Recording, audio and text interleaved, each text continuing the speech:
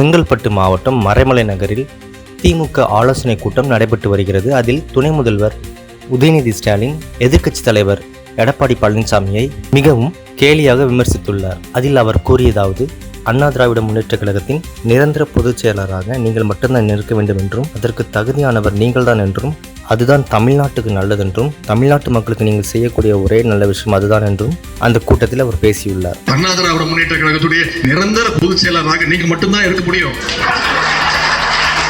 அதுதான் தமிழ்நாட்டுக்கு நல்லது.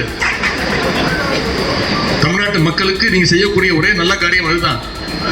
எங்களுக்கும் வேலை கொஞ்சம் சுலபமா இருக்கும். மீண்டும் சொல்லிடுறேன், உங்களுக்கு மட்டும்தான் அது தகுதி இருக்கு.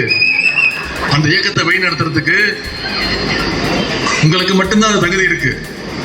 அதிமுக காரன் ஒத்துப்பானா இல்லையா? நான் சொல்றேன், நான் உங்களுக்கு முன்மொழிகிறேன்.